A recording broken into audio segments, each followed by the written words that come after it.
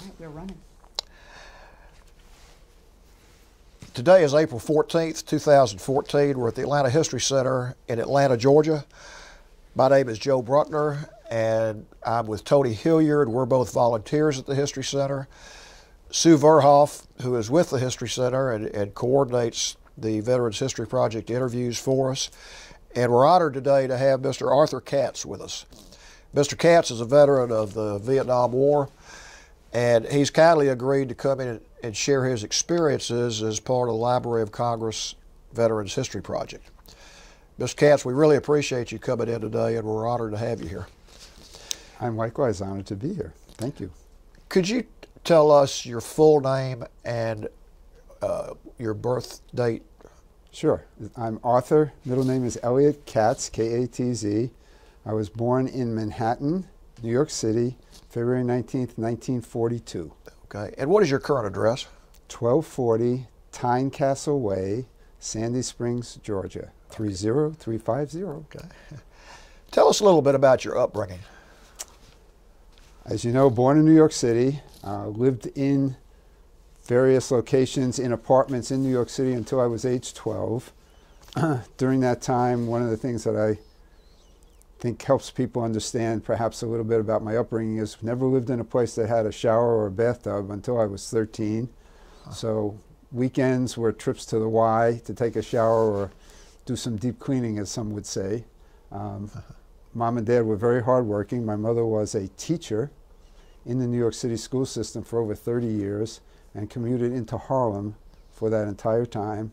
My dad was a retail store manager, working 70, 80 hours a week, very, I think, hard life in terms of his non-work hours that are available for family, etc. Dad went into business for himself when I was about 4 years old and had a hunting and fishing tackle store. And I don't know if you can envision this very well or not, but the store and the storefront were here. You walked through the door there, and you were in the living room, bedroom of my parents, where we lived. Wow. And there was a kitchen in one other room, and I can go into a whole lot. But back in those days, you had what you had, and you didn't know if you didn't have it. I think thanks to the example of my parents and their hard work, I learned very early on that hard work was something that paid off and made sense. And I like to think that I've been able to do the same in my life and set an example for my kids and maybe even my grandkids. At age 13, we moved to a house on Long Island. I like to say we were upwardly mobile. Some people might get a chuckle out of that. And I, for the first time, had a bedroom that was my own. I have one younger brother. And my parents continued the long commute into New York or wherever they had to go to work. So that was pretty much upbringing. I was reasonably athletic and did well school-wise with grades, etc., and enjoyed life on Long Island as a teenager very much. In my senior year, a recruiter from the Coast Guard Academy came through, and I didn't know at that point what I wanted to do or where I wanted to do it. My parents' guidance was work for the government because you get a good pension, and they suffered through the Depression and economically really took some pretty hard hits, and as a result that was their focus in life, if you will. However, their oldest son, moi, really was not well suited for a conservative lifestyle, let's just say. So when this recruiter came through from the Coast Guard Academy, and having, as a boy, first of all, lived in or behind a hunting and fishing tackle store, and then in high school working on a fishing boat, because I worked from the time I was 12 on, I thought, wow, fishing, water skiing, and free education, which was something which was very important, since between my younger brother and myself, the oldest son was the one who was going to make it on his own. So basically, I left home on about June 5th of 1959 and never took a penny from my parents after that. I was age 17, and I'm very proud of that because I made it. The Coast Guard Academy is free, obviously. You actually even get paid as a cadet. It is the only one of the military academies in the United States, and that's the Air Force, Naval Academy, the Army at West Point, and the Merchant Marine Academy. They all require congressional appointments. The Coast Guard Academy at that time was under the Department of the Treasury, no congressional appointments, totally competitive. About 6,000 young men applied. Out of those 6,000, about 600 were accepted. Out of those 600 that were accepted, somewhere in the neighborhood of 325 showed up opening day. More than half of them were gone within the first year, and we ultimately graduated 92 out of the original 325, and of those 92, 2 were 5-year cadets, meaning they started out in the class of 58, but kept on for the class of 59. Sure. One story that, and in retrospect and going through the Coast Guard Academy, I pretty much knew that it was not for me. And what I mean by that is it was a pure engineering curriculum. And I was a pretty good student, but it wasn't what I really, really liked. But my parents, each time I would talk to them, encouraged me to stay at the Coast Guard Academy. And being the dutiful oldest son, I listened to Mom and Dad. And so I wound up graduating. I was actually an honors graduate. In my senior year, we took economics. That was the first time I became aware at the age of 20 that there was such a thing as a stock market. Give you an idea of the upbringing and what I knew and what I didn't know.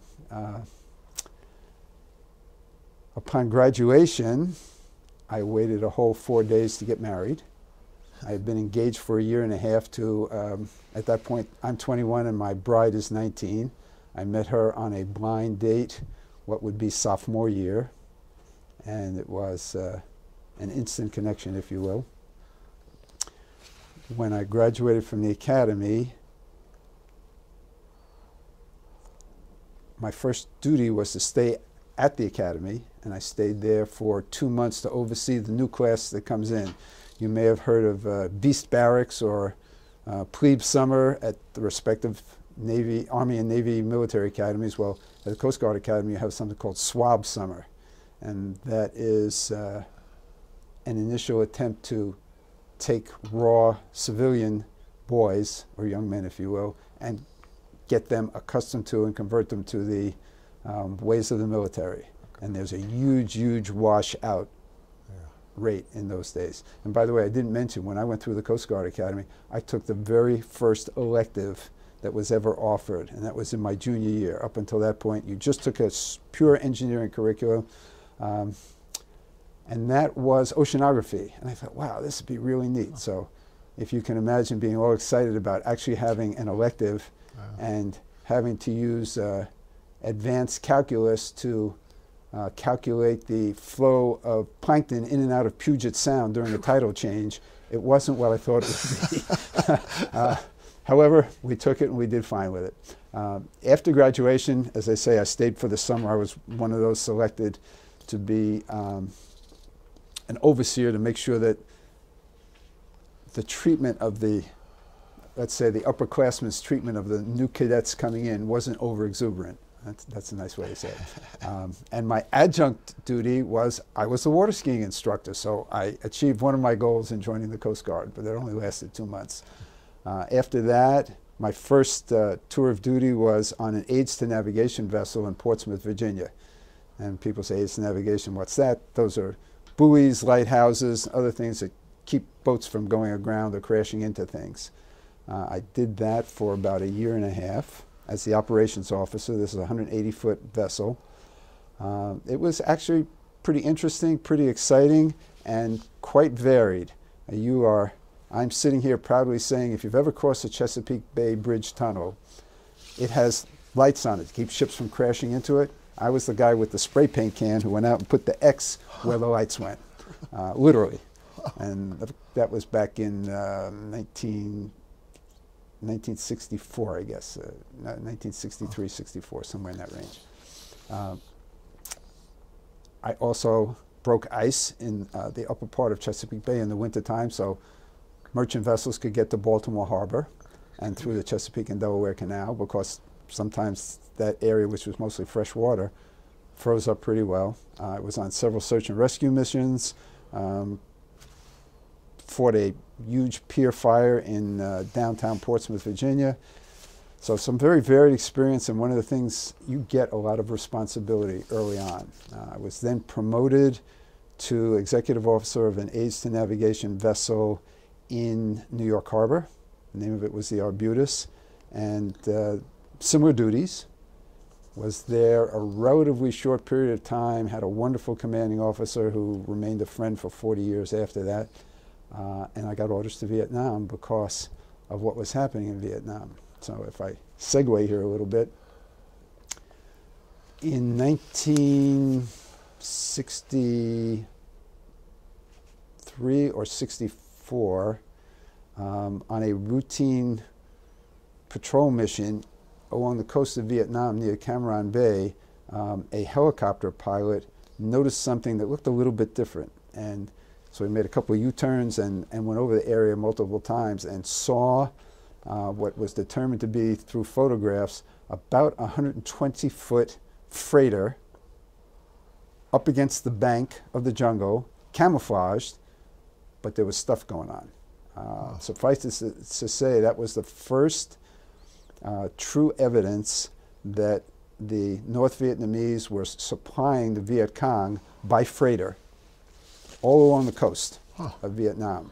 It had been suspected, but nobody could prove it. And up until that time, the Navy had a blockade off the coast of Vietnam, but particularly in the southern part. First of all, you couldn't interfere with anybody in international waters. And in the southern part of Vietnam, which is much more coastal and alluvial, it's not mountains, but rather you got the whole Mekong River Delta, and it's very, very shallow. They were getting freighters in there, 120-footers, and the Navy couldn't get in there because they didn't have a boat with a low enough draft. And when I talk about draft, that means how deep the vessel is in the water. So they had to call on their shallow water brethren, as we are fondly known. However, as a cadet, I was inducted that the Navy is the Coast Guard is a heart and nucleus about which the Navy forms in times of war, and I'll swear to that till my last day.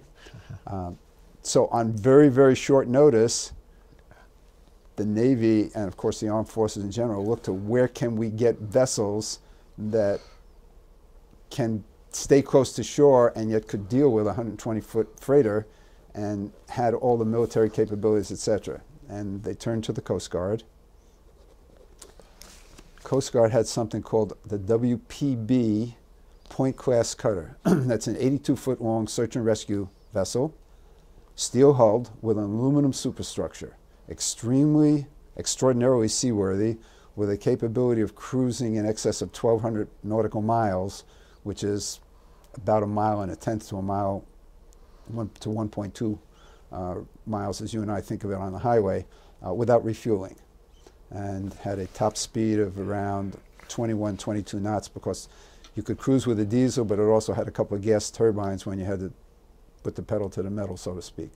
As I say, they were extremely seaworthy, but anybody who's been out in a boat, if you think about a boat that's steel on the bottom and aluminum on the top, that kind of bouncing around, particularly in the monsoon, unbelievable. There were literally times when you could walk on the walls. But it doesn't turn over, and that's very encouraging. It makes you feel good when you know that, okay, we're over 40 degrees, but we'll come back. Hang on. And the other thing that maybe is useful and noteworthy is, I said it was an aluminum superstructure. So you think of your average Coca-Cola can stopping a 7.62 armor-piercing bullet. And what happens is it goes in one side of the superstructure as a hole about that big, and it comes out the other side as a hole about that big, having progressively gone through 7 or 8 layers. And as the projectile mushrooms in the head, it just pops a bigger and bigger hole. So there were times when we could literally put our eye up to one side, and it was kind of like looking out through a megaphone from one side to the other. But one of the things that I'm most proud of is in the enemy action that we did see, none of my men were ever wounded or killed in action. And as I'll get to it, I think we did a pretty good job from our side of putting a hurt on the bad guys. Back up a second. How did your parents feel about you going to Vietnam? Thank you. I did skip over that.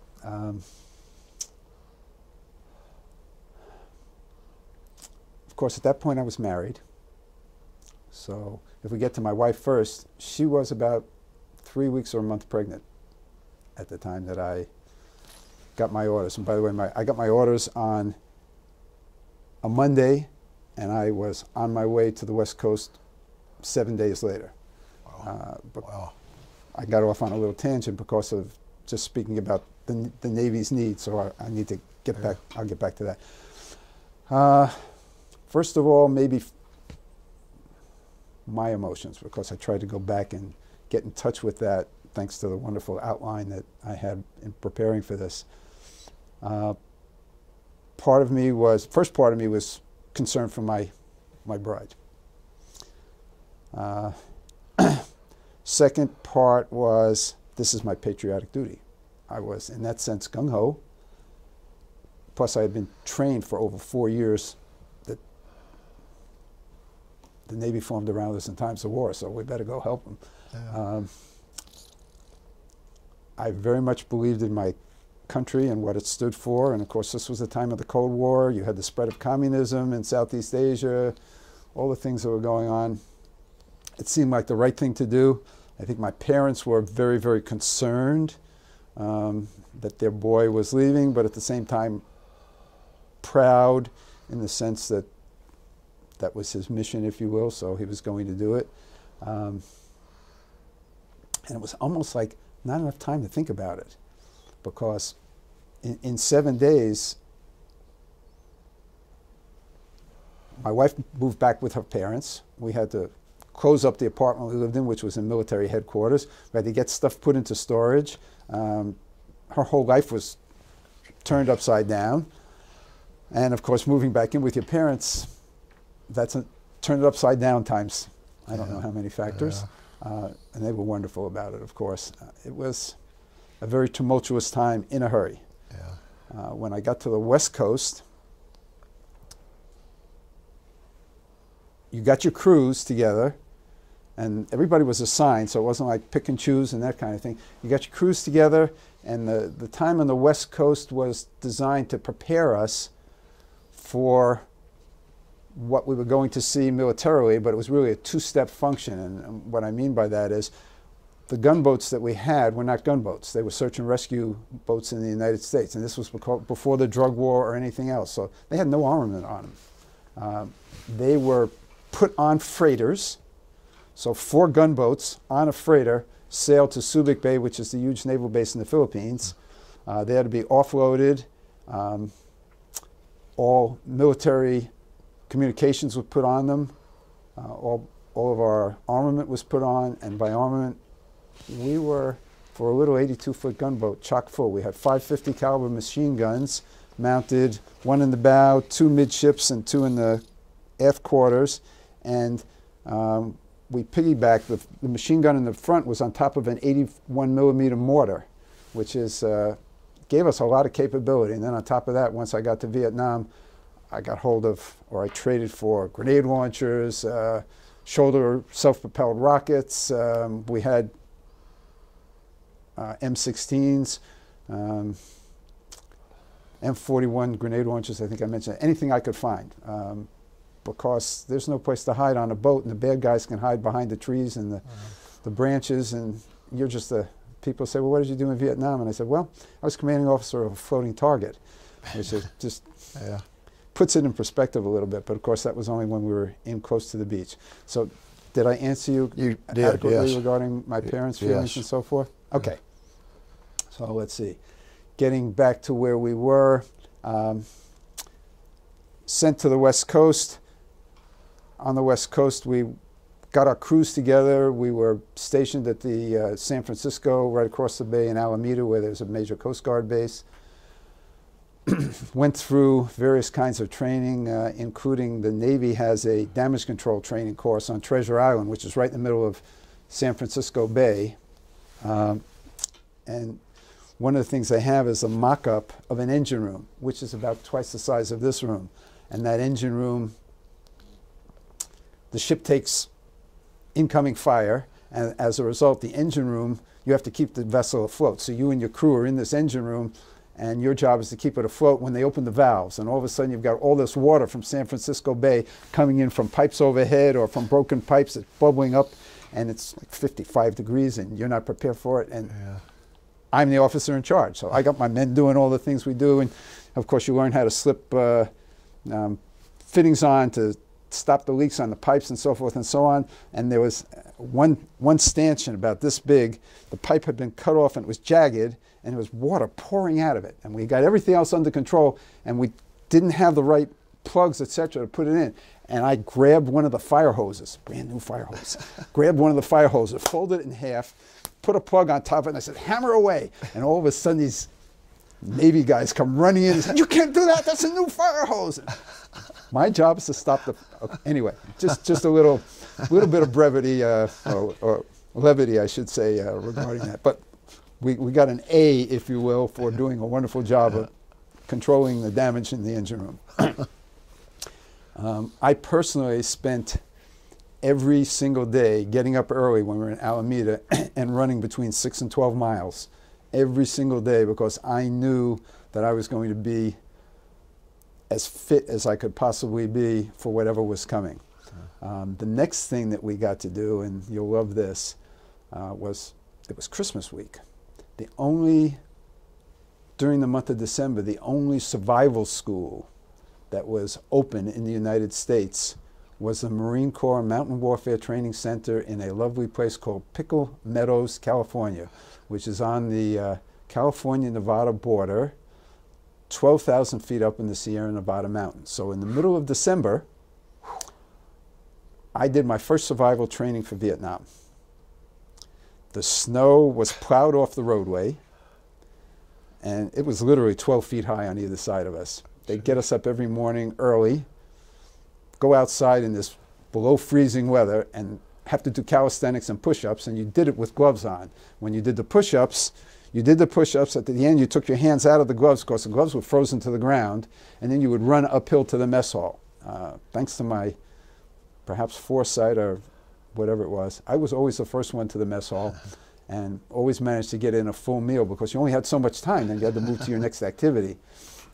Some of the men in my crew who were not in as good initial condition didn't get to eat breakfast. So even at the latter parts, when they complained to me about it, I said I would stuff food and biscuits in my pockets, etc., and bring them back to them because it's just the way it was, and we were a team. That running paid off for you, didn't it? The running really did pay off. One of the other things that they do in survival school is they literally give you, you're a group, and you, quote, you break free from captivity, and then they pursue you. So we had 6 of us. We were like 10 groups of 6. They give each one a rabbit, and you're supposed to go out in the wilderness for 3 days, and they give you about a 4-hour head start, and then they chase you. 59 people were caught. I was the only one that wasn't caught, so I'm very proud of that. And I literally remember getting up to the top of a mountain. They gave us snowshoes because you couldn't go anywhere without them. And I got to the top of the mountain, and I could look back and see my bad guy pursuers coming up the mountain, but still maybe a quarter or a half mile behind me. And this was after a full day of chasing. So if you weren't in good physical shape, you just kind of let them capture you, and then they did whatever they did to you. When I got to the very top, I looked down, and it was like, oh my God, you know, one of these things. And this is a New York City boy who didn't know a whole lot. I literally took my snowshoes, grabbed the back of them, and made it like they were water skis, and I skied down this thing for maybe 3,000–4,000 feet. And got back into the tree line, and they never caught me. And maybe they never even came after me. And then I had to figure my way out to get back to the camp ultimately. So we go back to Alameda and then get shipped out. So that was a fun story. I remember learning from a Marine lieutenant colonel how to cauterize a wound with a hot shovel and other really interesting stuff like that. But actually some of it paid off, which I'll get to later. Okay, so from there, we flew out to Subic Bay. Our boats arrive. to start putting all the armament on. They put the military hardware on. We as a crew have to learn how to use it, how to work together, what we're going to do, what it means to go to general quarters, who's going to man what, how to get the ammunition up, who's going to be on the radio phones, and et cetera, et cetera. I had a crew of 11, plus I would get, once I got to Vietnam, a Vietnamese interpreter and an executive officer who was, I was 23, he was 22, or I was 24 in 1966. I was 24 and he was 23. Just a couple of young kids. One incident I will remember to my dying day. Everybody was off the ship, and I was approached by the 2 senior enlisted men in my crew, both of whom happened to be Korean War veterans. And they cornered me and, let's say, utilized typical sailor language, which basically said, how do we know you're going to do the right thing the first time we get shot at? You're just, you're wet behind the ears, blah, blah, blah, blah, blah, blah. And I knew that I outranked them. Fortunately, I guess, I grew up in New York City, and that was really like water off a duck's back. So I used a combination of raunchy Navy language and New York City tough kid language, and basically told them, you do your job and don't you worry about me, I will do mine. And if you ever have a problem, you come back and see me. But until you have a problem, just do what you're supposed to do. Any questions, gentlemen? And then I walked away from them. And they were great. Good. Best, good. They were wonderful.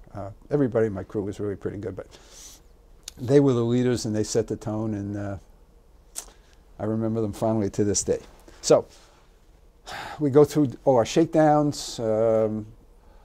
We do our shooting practice, we do our communications practice, etc. in Subic Bay, and then this was about 3 weeks or 4 weeks, because we were pressed to get there. And then we drove our boats about 1,500 miles across the South China Sea from the Philippines to Vietnam. We did that in convoy, and because we didn't have enough fuel, we had a Navy fueling vessel with us, plus for supply purposes, maybe there were a couple other vessels, but kind of just went chugging off on our own, no big deal. Got to Vietnam. We were Coast Guard Squadron 1.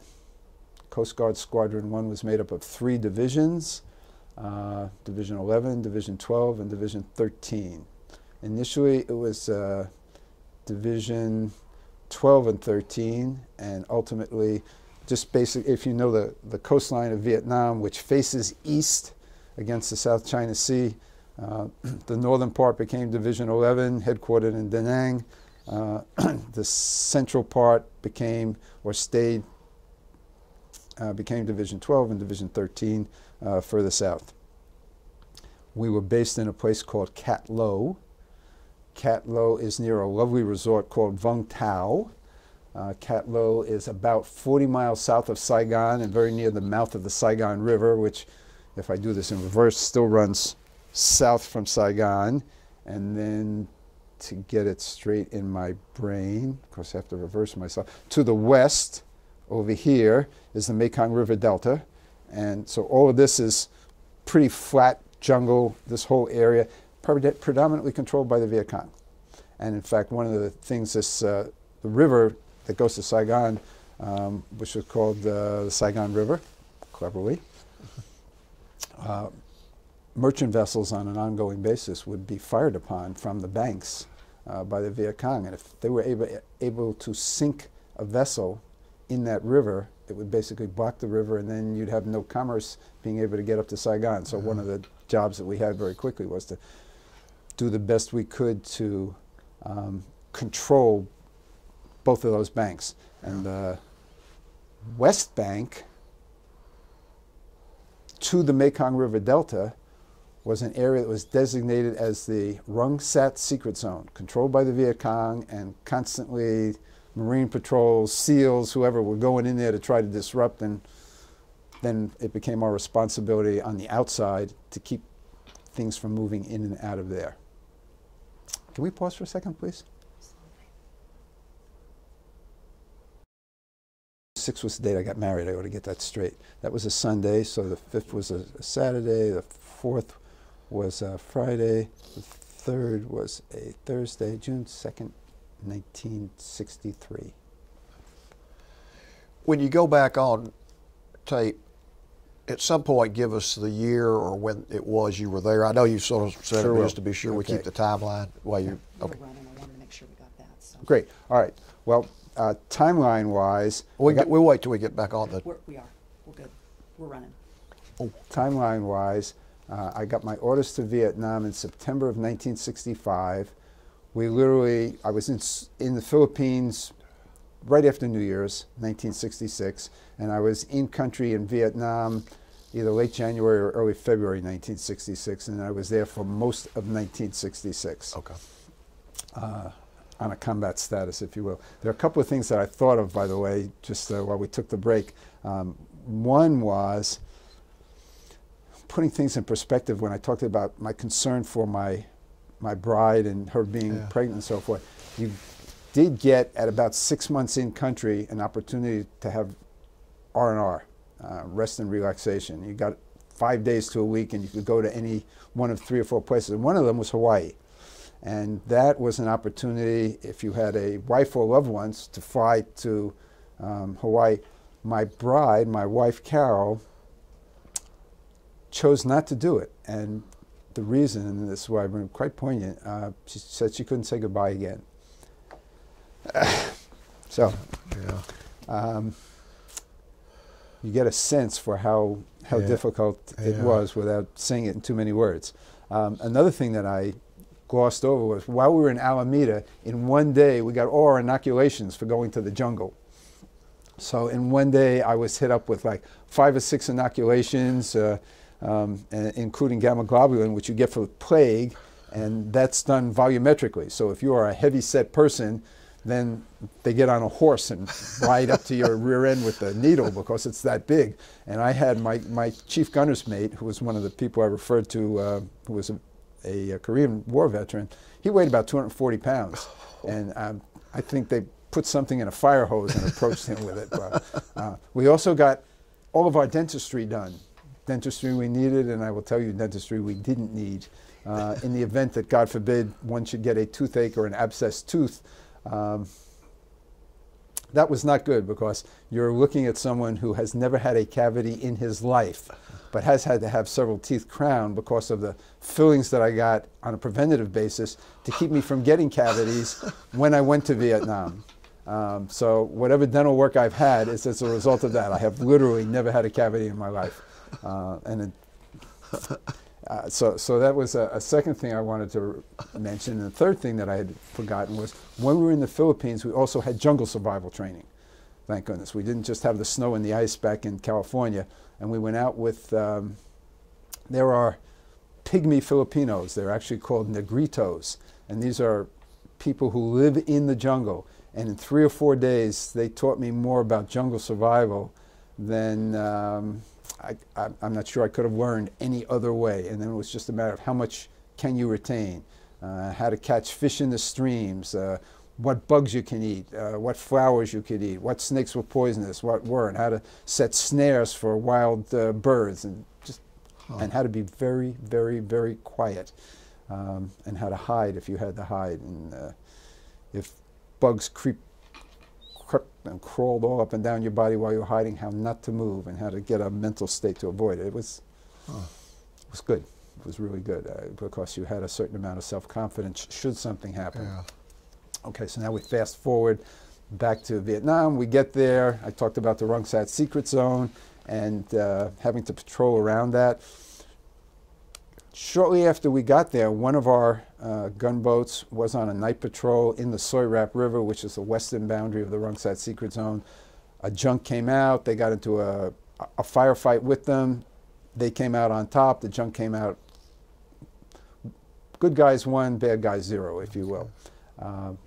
Less than a month later, I was in the exact same place, on the exact same patrol, middle of the night, anchored, engine turned off so that we were making no noise. So, and I segue back again. I believe I had as good a trained crew as anybody could have had. And one of the things that we did was we trained at night. When a lot of the other boats might have been off on R&R or hitting the local beer hall, I insisted, and ultimately my guys bought into it, that we do everything we could do at night in pitch black. Because when you're out, the nearest light might be 100 or 200 or 300 miles away, to give you an idea when I say pitch black. And therefore, the slightest light that you might exhibit is going to tell somebody who's looking where you are, and that there's somebody there that shouldn't be there. So we were really well trained. Radar, we picked up just a little contact, change in the shoreline, if you will. And then it disappeared. And then a short while later, it turned out to be a Vietcong junk that was trying to cross the river because, let's see, how can I? If these are a river delta, what happens is you got a big river like the Mississippi, or in this case, the Mekong River, which is 5,000 to 6,000 miles long. It literally starts in the where Mount Everest is in the Himalayas. Yeah. When the river slows down because it's no longer in the mountains, it spreads. So it becomes 4 or 5 different rivers, okay? What the Vietcong were doing, there were canals connecting all through here. So they could just transverse all of these in either direction, and nobody bothered them because they controlled the land around them. So we were sitting along one of these rivers. It came out. We picked up the anchor, didn't start the engines, let the current drift us down so that we would get to them when they were about in the middle of the river, setting up a situation where they had the furthest to go to get away. Turned out that we were faster. We got to them. They immediately started shooting at us when I put the spotlight on them. And if you can picture this, got this steel-hulled boat with a tall superstructure. And it's tall because when you're in search and rescue, you want to be able to see a longer distance. Plus, if you've got an angle looking down, you can see more contrast with the sea. So I'm a single person in the pilot house, up on top, if you will. Above me is a searchlight, and there's a handle that I control like this, and I turn it on and off. I have my headsets on, and I have my microphone, which sound-powered phone talks to all the gun locations. My executive officer is standing outside the bridge. So I'm steering the boat, controlling the engines, running the spotlight, telling guys what to do. And he's outside in case I get hit or the communications break down or whatever, that he can relay commands or he can come in and take over for me. And I know one of the things the outline says, what were your emotions like before, during, and after you were in a combat situation? And I thought about that a lot. And I certainly there had to be a huge amount of adrenaline running. But at the same time, there was almost an icy cold calmness in the sense of, we know what to do. We know how to do it, as long as everybody does what they're supposed to do. And when I was talking to them on the phone, I said, this is what we're going to do. This is how we're going to do it. Just like we practiced all those times. Everybody just do what you're going to do when you do it and stay as calm as you can. If anybody gets hit or gets hurt, hit the deck and call out for help. And then we approached them. I put the spotlight on. My Vietnamese liaison officer said something really nasty to them in Vietnamese, and the next thing you know, they were shooting at us. And I literally remember looking down, and one of the Vietcong was a female, and she had jumped off the bow of the boat. She was holding on to the anchor line and shooting with her machine gun. Jeez. This way, up at us. And for a second, it was like, that woman is shooting at me. And whoa. And then I gave my guys the open fire, and 50 caliber machine guns at close range are devastating. So we shot them up pretty badly. We captured a couple of people, including a Vietcong colonel. And he had a pouch full of papers. When we got him on board, he had a fair amount of his gluteus maximus on the right side blown away, unfortunately. So it was time for me to practice my medic stuff, which I had learned how to cauterize with a hot shovel, but didn't have a hot shovel handy.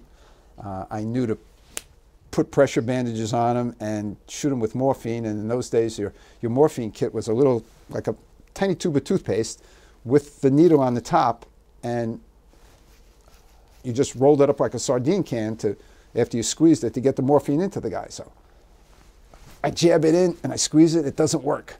I said, give me another one. This one's not working. Give me another one. I jab it in and I squeeze it, and he's going into shock, and it doesn't work again. Then finally I took the time to read the directions, which said, and it makes common sense, take the key that you roll it up and stick it down the syringe portion to break the seal so that the morphine will come out. So on the third time around, this is the middle of the night, lights, we had just finished shooting at one another. I still making sure my guys are patrolling right, got to make sure you don't run aground, or we're still in the middle of the river, got to put the lights out again, they could be shooting at us from the bank. All that's going through your head. At the same time, got to save this guy's life, squeeze it, he's out, and then we leave the area. So my first medical opportunity was not perfect, but we did get the job done. And that was good because after I got home and became a civilian, my second daughter was born at home, and it was piece cake. Nothing to it. You know, that says a lot for you, and I guess for our military strategy, that you went to that trouble to save the man's life. Now, obviously, he was going to be a POW and valuable, but a lot of military in a lot of countries wouldn't do that. No doubt, but of course that's what we're trained to do, and that's what we like. Yep. We like to think that we hold ourselves up to a pretty high standard. Interesting thing that happened when this junk did not sink. It was powered by a USOM, that's United States Overseas Mission engine, and it had a bag about half my size of rice supplied by the USOM people. So American engine, American rice being used by the enemy of the Americans against the Americans. Kind of was that was an eye-opener for me. Big time eye-opener. Gosh. All right, so we did what we were supposed to do. Our general mission when we got there was to blockade the coast, and basically the whole coast of Vietnam was divided up into rectangular segments, and you would patrol a segment back and forth and intercept anything in that area. So in the course of my being there for about 10 months, we boarded in excess of 1,000 junks. Most of them were just, and the whole family would be on the junk. They were just fishermen trying to eke out a living, and by what you might call United States standards, relatively poor living, and here we were harassing them. But flip that over. You're in an 82-foot gunboat with really great weaponry, and you're up against a 30, 40, 50, 60-foot junk, tied up against it, and you're inspecting it. You're looking under the fish, you're looking under the mats, you're looking for contraband, you're looking for weapons, whatever might be smuggled, whatever the Vietcong might be using. And when you're tied up, all those weapons are gone. They provide no use for you. So you could never not be on alert. And if 250 days, and if you take out the monsoon season when there wasn't much of anything going on, maybe it was 180 days, call it 200 days, that's like at least 5 junks a day. And one of the things as a commanding officer you had to be very careful of was you could never let your crew relax. Because the one time you relax, all that somebody would have to do is lob a hand grenade up on top of the boat. They're only 4 feet away or 6 feet away. Lob 2 hand grenades up, and you're in big, big trouble in a hurry. And the Vietcong were not beyond some diabolically clever things. Like most people know about the swift boats, which were the 40-foot boats that John Kerry made famous or infamous, depending on how you want to think about it. In one case, there was further south than where we were, a swift boat was patrolling in its area, and there was a float with a Vietcong flag sticking up at it. So they went over to investigate it and cut down the flag. Unbeknownst to them, that float by wire was all the way to the shore, and when they got up against the float, the guy on shore pushed the button, detonated the bomb that was part of the float, and sunk that PC, killed 5 or 6 naval personnel. So if you were vigilant, you were smart. If you were not vigilant, you were less than smart. All of our boats were pretty good. And by the way, like in my division, the other division, pretty much all my classmates were the commanding officers. There were a few not, but my class graduated in '92, and somewhere in the neighborhood of 25 to 35 wound up being commanding officers of gunboats in Vietnam. Wow. And I did mention I was the only, to the best of my knowledge, was and still am the only Jewish commanding officer then. And when I went through the Coast Guard Academy, I was one of 2 in my class. So of the 300 and some odd that came in, the only 2 of us that were a very small minority. And at that time, there were no women, and there really were no African Americans, no Latinos.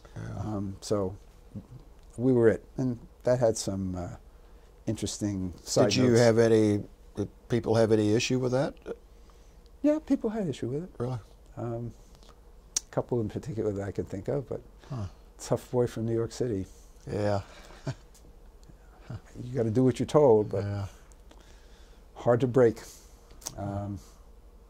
So our general pattern was we would be out for maybe 3 weeks at a time patrolling our area, and then in port for 3 days, and then back out again.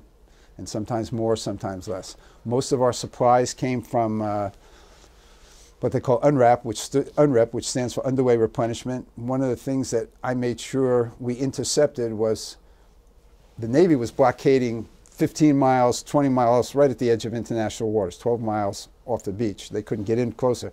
So when the Unwrap vessel would come down to supply them, we would kind of steer out that way and get ice cream, or they had something called 4-way or 6-way, which was a case of beef about that big. And if it was 4-way, it would be beef cut 4 ways. If it was 6-way, it would be beef cut 6 ways. And I had this little stove like this, and I had one of my men was a cook, Prospero Dalamat. I still remember him. He's Filipino, good guy, but hard to find when the shooting started. But he always made sure there was good food on the grill. So we would get supplies to augment the sea rations, which was what we would eat at other times. And one of the things that we would patrol this area, and we were looking for the 120-foot trawlers.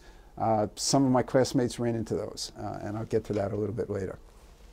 In fact, in May of that year, those vessels had a trawler about 120 feet long, was identified by one of my classmates' boats who followed it for 2 or 3 days. And make a long story short, it was classified 10E1. All of this is declassified now, so I'm not talking about anything I shouldn't be. He followed it. He tried to get it to identify itself. It didn't. And when it got to the point where it was supposed to turn into the beach, it headed for the beach at full speed, and then he tried to intercept it.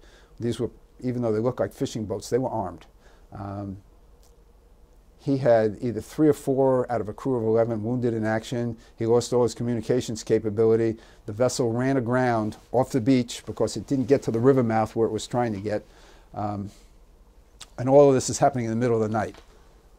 I was in the next rectangle up. I got orders to get down there as fast as we could, and we had headed down there full speed. A Navy destroyer was sent to be the on-scene, what they call SOPA, which is Supreme Officer Present, or Superior Officer Present afloat. My naval jargon's 50 some odd years out of focus now. So anyway, but he was 10 miles off the beach, and he couldn't get any closer. And one of the things I didn't talk about, by the way, is there's a 10 to 12 foot tide in Vietnam, in the southern part of Vietnam off the Mekong Delta. So you could literally be in 10 feet of water,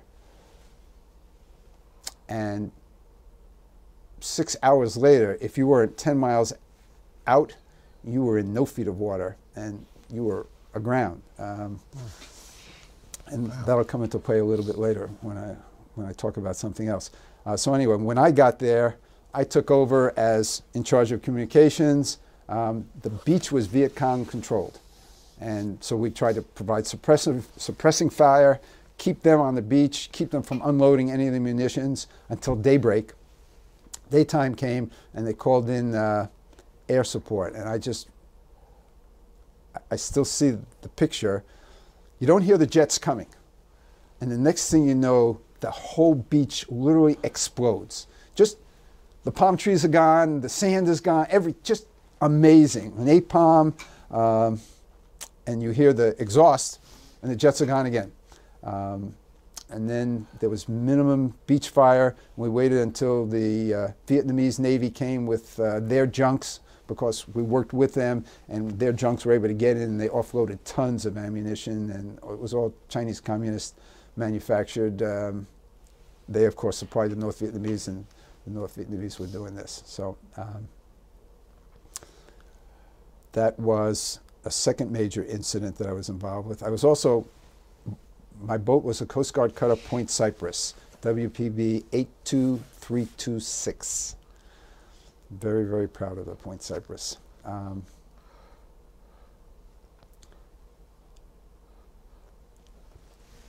After that action and everything settled down, we just went back to patrolling and doing what we should do.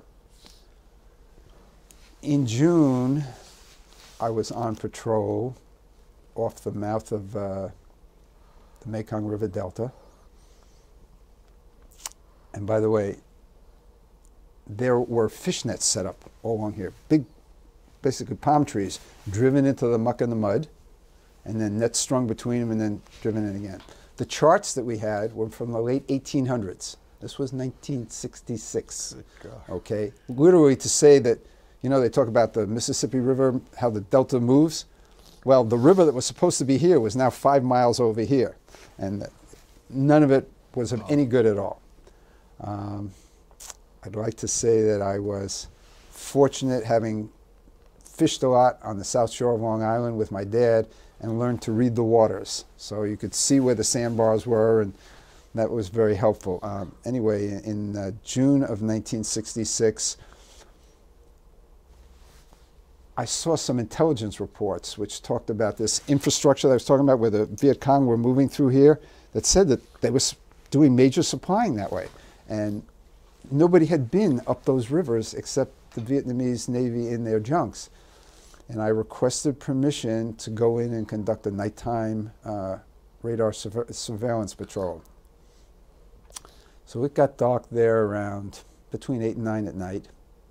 And what I did was picked a night when low tide was just about the same time, figuring if I get in, I've got 6 to 8 hours. When I go out, if I get in and I bump bottom a little bit, I can back off and get out. And of course, you got the currents swirling, and you got to be careful with the fishnets, and it's getting dark, so you can't really see them anymore. So you're using your radar to figure out where you were. And for those who are not familiar, get a fishnet around the propeller of a boat, and you are dead in the water, and somebody's got to go in the water and cut it away, and it can bend the prop and bend the shaft and do all kinds of bad things. So it's not something that you take lightly, nor does running aground something that you take lightly. Anyway, we were able to get in.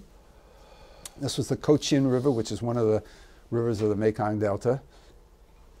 So my boat drew about 5 feet of water, and we bumped bottom a couple of times, but I knew it was low tide. We get in, and if you can imagine, once we get into the river itself, it's 50 to 60 feet deep, no problem. Went upriver in the dark and anchored with the radar on and everything off. A couple of hours later, what do we see but 3 targets moving from our left to our right, which means moving westward across the river. And the river's pretty wide at that point. Did the same thing again. Figured out, okay, how long would river currents about 4 miles an hour? They're going this way, and there are no lights on. Okay, you got to just, this is all in your head. They're going this way, they're going this way. Pull the anchor up very quietly. Anchor comes up by hand very quietly. Everybody to general quarters. We drifted down, met them about, and by the way, I have here, which we can look at later, an onion-seamed copy of my original report of that interaction, dated the 22nd of June, 1966. If you remember, my boat, the gunboat, had 5 machine guns on it, 1 in the bow, 2 in the middle, and 2 in the stern. These were 3 junks, two of them were moving at the exact same speed, and the third one was off to the side. So we're guessing that the third one was being towed by the second one, pretty sure. And it was loaded with munitions. And when I say loaded, I will describe in a minute. So you got, if you use my fingernails, I don't know, can you zoom in on this? Is this something you can zoom in on? I might be shaking a little bit, which makes it, hold on a second. I don't know if you can see that, but that's... I don't think we can get it. Maybe you could just describe what it is. Okay, I'll describe it very easy, no problem. So you got 1, 2, and 3. These are the 3 boats. And I've got machine guns at the 5 points on my boat. So what I did was pull the boat in this way so that all 5 machine guns could come to bear. 3 on this side, on these 2, and 2 on this side on the remaining 1. What we did when we got really close was turn on the spotlight, which, by the way, is the first thing they're going to shoot at. The good news is it's about 4 feet above my head. The bad news is they're shooting in a boat that's bouncing up and down. And I did have one bullet whiz past my ear. I'll always remember that sound. Anyway, as soon as we turned on the spotlight, they started shooting at us. And I just opened fire and don't stop shooting. Within a minute, the rear junk, and it's pitch black out except for the tracers occasionally going out, the rear junk blew up. And I describe it as like a miniature H-bomb. I mean, there was a mushroom-shaped cloud. I saw bodies and superstructure. And it knocked a couple of people on my boat over that were closest to it on the machine guns. We're pretty sure we sank the second one because it shortly thereafter disappeared. And the third one, I don't know if we got to before it got to the beach or not. It was a massively wonderful, I guess you would say, victory. They never knew what hit them, and then we chugged on out of there. To this day, they don't know what hit them, except that this is now unclassified. Yeah. But I think of what all that ammunition might have done to our guys. Yeah. You saved a lot of lives that day, probably. No doubt. And these were not small. They're about 70 feet long. And they're built with timbers like this. They're made for ocean-going traffic. So we did that very, very successfully. Other than that, the only other action that we saw, we were involved in 7 different gunfire support missions, including at least one where forward air spotter saw bad guys near the beach, and there was a huge secondary explosion. So he said, "You were right on." Continued my command and our patrols until September.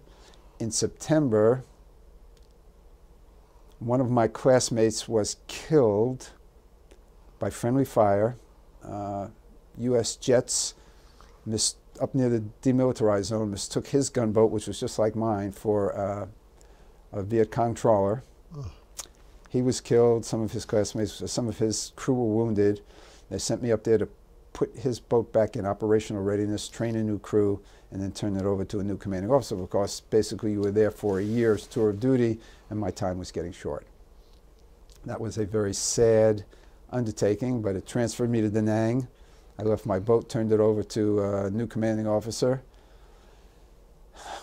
went to Da Nang, got his boat ready to go, put it all together, and then flew home on a medevac jet, which flew from Vietnam to Kadima Air Force Base in Japan,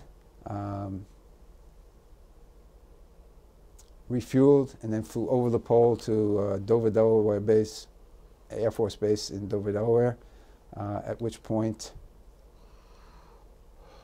I guess from Philadelphia, I don't remember where, I caught a flight to Kennedy Airport. Might have still been Idlewild then, I can't remember. That's where I was married, by the way. Landed there and met my four-year-old daughter in the jetway. What was that like? Well, it's 40-some-odd years later, and I'm not doing a good job of keeping control of myself now. So it's okay. Pretty amazing. It's kind of like holding a little angel in your hands. But to show my continued brilliance as a father, she was already sleeping through the night.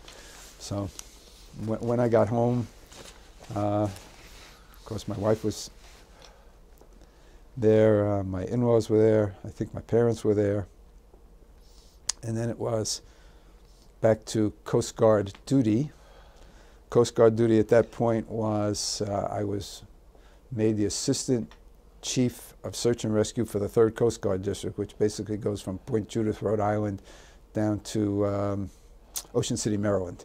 And that was all search and rescue coordinating, which included lighthouses, the life-saving, all the things that one thinks of maybe back in those days before the Coast Guard went into Homeland Security and made some major changes along the way. I had a wonderful commanding officer, moved back onto military housing. By the way, in my 4 years in the Coast Guard, I moved 8 times. Wow. Literally moved 8 times. You know, pack everything up, go from apartment 1 to apartment 2. In January of 1966, I was awarded a Bronze Star. Got early promotion to a full lieutenant, which is the Army equivalent of a captain. One day, the following day, was given the opportunity to go to postgraduate duty at George Washington University to get a master's degree in financial management. I had put in for legal. If I had gotten legal, I believe I would have stayed in. I did not get legal and chose to get out. I had 6 more months on my obligatory 4 years, and chose to get out and become a civilian. One thing that I think of right now is most people sleep in beds with headboards. When I was in Vietnam, anytime we had a contact, and you recall we had 1,000 that we actually, more than 1,000 we actually boarded, and we had 2 or 3 times that number in terms of contact. Anytime we had a contact, standing orders were that I was to be called to the bridge, which amounted to get out of the bunk, walk 5 steps, go outside, walk up 10 steps, and you're on the bridge.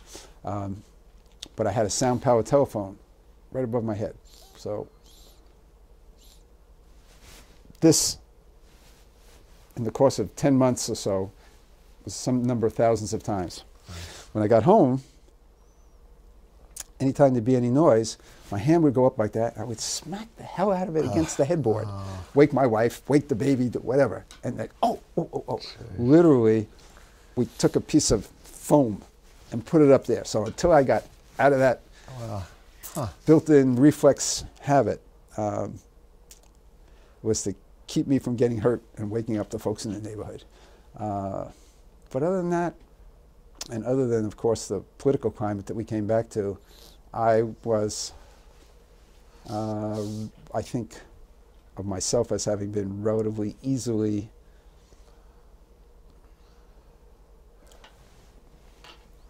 integrated back into the military United States world. And of course, we lived on Governor's Island, which is where the 3rd Coast Guard District's headquarters were, so I literally walked to work. And I lived on an island right off the tip of Manhattan in the middle of New York Harbor, which was really nice if you knew the USO guy and you could go to shows all the time, and we did some of that. And I guess because your child was only 4 months old, it didn't take him or her long to get to know who you were. Oh, my children are so bright. No, it didn't take any time at all. I'm very fortunate, and I hope we'll get to my family at some point in time. I know we'll get to them. So anyway, I chose not to stay in the Coast Guard, and part of that was I saw things in Vietnam that I didn't like. There were political things, some number of attitude of perhaps what's in it for me. It just, if I got in law school, I probably would have stayed in. My wife and I, it's funny knowing that I was coming today, we were just talking about how our lives would have been so different had that happened. But there was only one law billet, and I wasn't the only good student in my class. By the way, my class was 92. I graduated number 27. Wow. And the way promotions ran in general, number 26 got promoted before number 27, at least for the some number of years, etc. Tell us about what you did in your post-military career.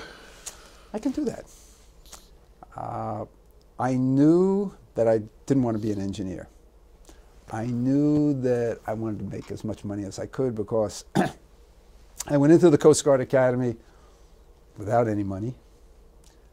I got paid half of what an officer would get paid as a cadet. And you could send your laundry out and do a lot of it. I didn't. I did all my own laundry, saved every penny I could save while I was a cadet because I did not have a nest egg, and I did not anticipate, nor would I ever have asked my parents for any money. You can't put it into a proper perspective, but as an ensign, when I graduated, I earned $222.20 a month. And I earned another $110 for housing allowance. So that's what I lived on. When I left the Coast Guard, I was somewhere in the $500 a month range, and my first job offer from Procter & Gamble was for $825 a month. Wowee. That was 1967. No, let's see. Yes, June 1967. In hindsight, I went into manufacturing because that paid the best, and they would have somebody who had an engineering degree and supposed leadership qualities. And for those people who know the business world, Procter & Gamble was considered to be one of the best managed companies in the world, and they certainly were in those days. I also had an offer from Johnson & Johnson, but Johnson & Johnson was rotating shifts in manufacturing. Procter & Gamble actually took a chance with me. I was, to the best of my knowledge, the very first person hired as a department manager instead of into a staff position, because supposedly I had leadership capabilities coming out of the Coast Guard. Huh. And it worked. It worked pretty well. Yeah. So I spent 4 years with Procter & Gamble. I was a fast tracker with them, which includes having, they send you to corporate headquarters in Cincinnati, and you spend a few days with all the different division managers, and that way the division managers kind of get to look at the minor leagues for when they want to bring somebody up to the majors. But I was promoted to a good position in Cincinnati, and my wife Carol is born and bred New York City girl. She did not want to leave her family. We went to Cincinnati to look it over, and it didn't strike her well at all, and the weather was abominable on top of it. And long and short of it is, I left Procter & Gamble and went to work for the Estee Lauder Company. And along the way, we had our second daughter, and then along the way, we had our third daughter. Stayed with Estee Lauder for 3 or 4 years, literally built a plant for them from greenfield up. I was the project manager, and then I ran the plant for about 6 years, and that would have been like 1972 to 1977 or 78. That plant grew from 40,000 square feet and about 40 employees to 250,000 square feet and 150 employees under roof in a 4.5 year period of time. It was just an amazing experience. From there, I wanted to leave New York. I wanted to leave the New York, New Jersey area, go somewhere else. In the meantime, my wife wanted to stay in New York, but her parents, her family had moved to Florida.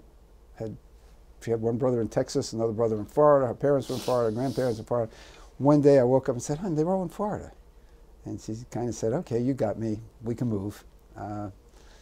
And so we started looking, and we selected certain places. Atlanta, Georgia, I got a job offer and took it and came down here to run what today would be a $400 or $500 million chemical company. Did that for a year and a half. Had an opportunity to go onto the corporate staff in Chicago, and said, my wife and I talked about that. We're not going north. If we're forced to go north, we'll go back to the New York area. We're not going to Chicago where we know no one, and it's even colder there than it is in New York. And at that point, when we moved to Atlanta, my kids were 12, 10, and 6. By the way, I mentioned my second daughter was born at home. It's a whole different funny story, but we don't need it. Now they're 13, 11, and 7. They just learned to say y'all. Just kind of got accustomed to the school system. Really, we were settled in, and we liked Atlanta. And we said, we're not moving. My employer said, you are moving.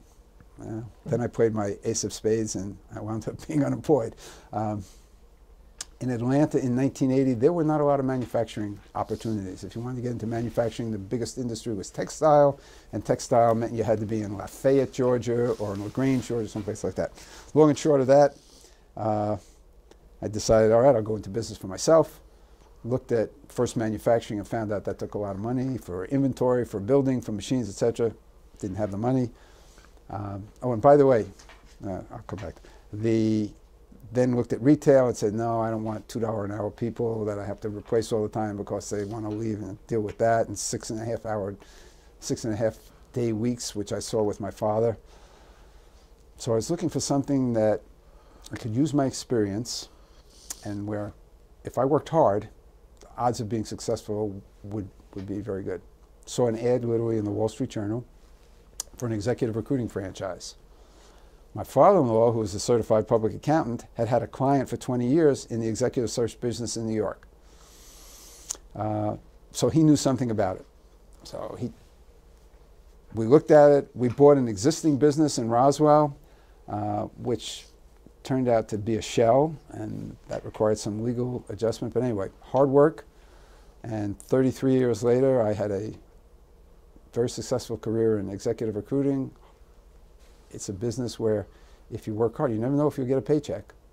You own the business, and there's no salary, and you always have to find new customers and so forth. But it paid for college educations for the girls, nice weddings for the girls. Life is good. I am now semi-retired. I still do some recruiting, but I'm down to, I turned the business over to one of my son-in-laws 4 years ago. He's doing extremely well with it, and I'm kind of like a hired gun, to use a military term, for him. But I still got some clients that utilize my services, so that's life today. Sounds like a good life. It is a good life. I am beyond blessed. You know that I did not grow up economically empowered, if that's the right word to use. But we're very, very comfortable. We've gotten to see most of the world. We love traveling, and we've literally been around the world to many, many places. I went back to Vietnam in the year 2000 with my wife and some friends. That was, for me, an extraordinarily cathartic trip. For one thing, it's nice to visit a country where they're not shooting at you. To see the changes. We did it on a cruise ship, and as the cruise ship went up the Saigon River, I was literally able to say, that's the first place that somebody shot at me, because it was still there. The country, it seems like go to war with the United States and then ultimately make peace, and you'll be a lot better off. And certainly, on a regular basis, I take a look inside something, and it was made in Vietnam, and I bought it. I want to ask you about a couple of things going back. You were inducted into the Hall of Heroes, and you're on the Wall of Glory. Would you explain what those two honors are? Yeah, sure. That is at the United States Coast Guard Academy. Somewhere 2008 or 2009, the concept came up. The Hall of Heroes has two walls, the Wall of Glory and the Wall of Remembrance. My classmate who died in Vietnam is on the Wall of Remembrance. The Hall of Heroes, each year, somewhere between 7 and, could we go off camera for just a second? You're on. Thank you. Okay, so the Hall of Heroes was conceptually designed to provide examples for cadets of what those who have gone before them in the Coast Guard achieved or did that was out of the ordinary, if you will. You have to be nominated, and there is a cadet and officer review group that decides who should and who shouldn't be awarded. And then there's a plaque and a ceremony at the Coast Guard Academy. I'll get into that in a second. And then you're basically, this descriptive plaque is put on the wall, and there are 10 of them for a year.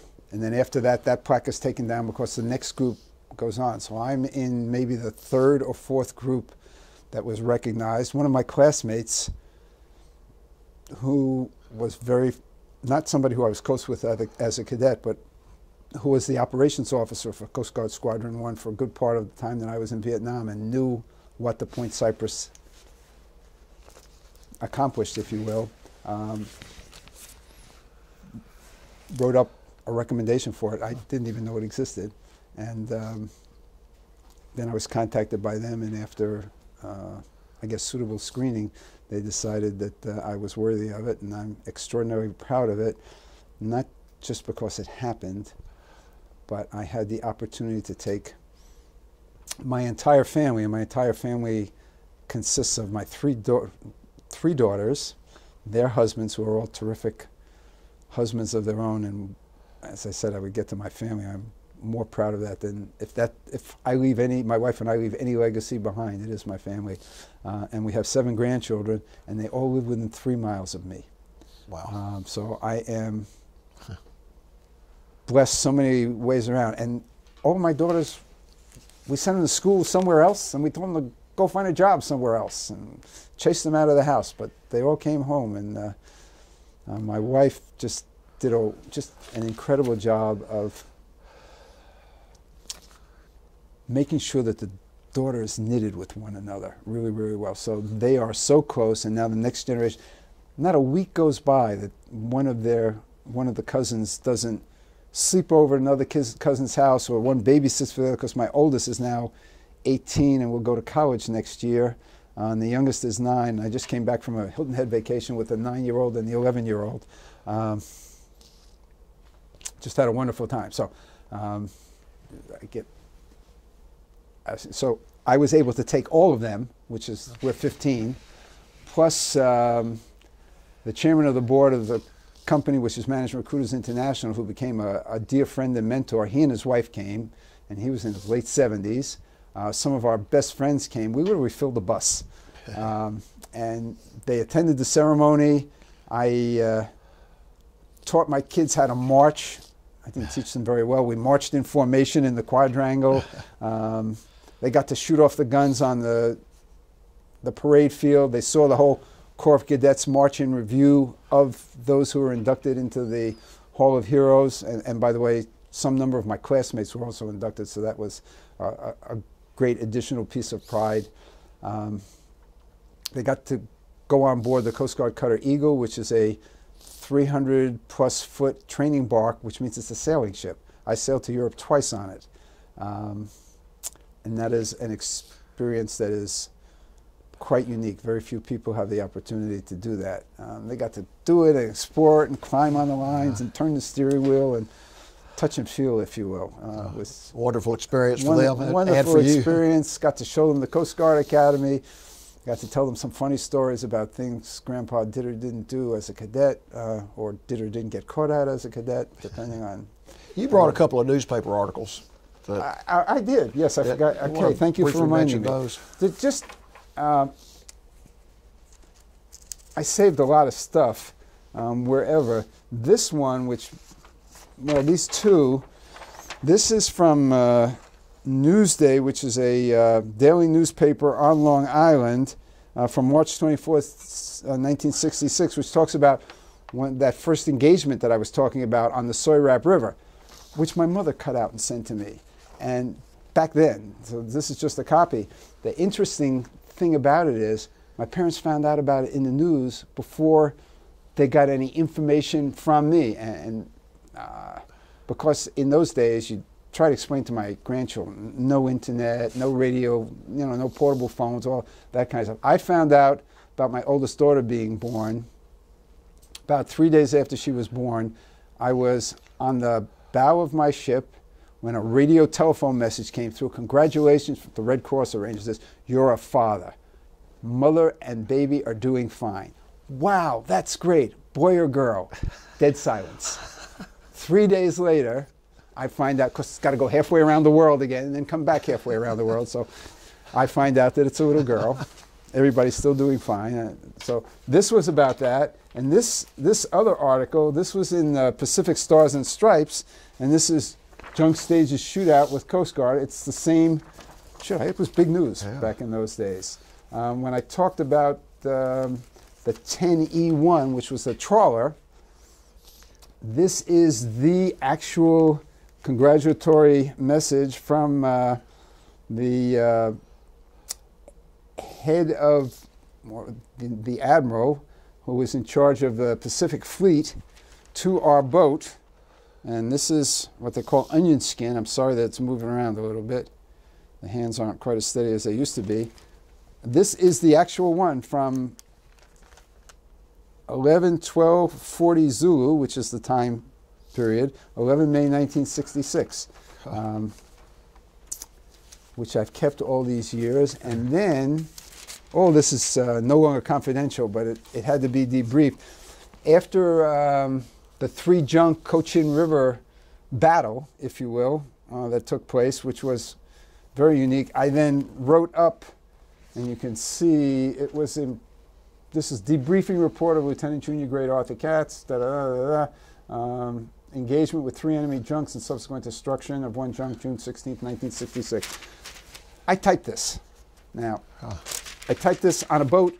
It's going back and forth, and the typewriter wanted to slide. So I learned to type, if you will, like this. I taught myself. I'm self-taught typist, and to this day I can still type like the keyboard like that. Okay, but I was quite detailed on what happened. And then this is literally the mouth of the Cochin River. This is the shoals, numbers 1, 2, 3, 4, 5, 6, where we went, where the bad guys came out. A whole sequential time frame that corresponds to what's in here. And this is the actual, if you will, the naval tactics that were employed at the time, showing with arrows, these are the bad guys, this is the Point Cypress, this is where we went, this is where all the shooting started, where the explosions happened, etc. But I did it with the intent that nobody would have any doubts about exactly what happened, besides which we were just patrolling, so didn't have a lot else to do along the way. Well, you said that you're proud of your daughters and granddaughters, but I know they must be proud of you. I mean, what you did, what you've done in life, and then specifically what you did in Vietnam. And you obviously got a lot of that from your parents because they had a work ethic, and you've obviously got a work ethic. So it's really been an honor to hear your story. And it's a fascinating story, both in the military and outside the military. And I want to give you one more chance. Sure. If there's anything else you want to say or any message you want to give, feel free to do it. There are a couple, and then I prepared very carefully for this because over the course of a week of thinking about it, things kept popping up in my mind and I know I missed some, but more than anything else, my family is the most important thing to me. I still have, I'm a patriot. I love my country, and I'm very proud of what it's done for the world we live in. I'm not the happiest that I could be with how it's been managed over the recent number of years, and that gives me concerns for mostly my grandkids and those that follow. That part is very troubling, but I'm not going to be able to do anything about it other than what I do between now and when I can't do anything about it anymore. Perhaps we could go off camera for just a minute and let me just check my notes to make sure I didn't miss anything. Okay. Thank you. All right, you're running. Thank you.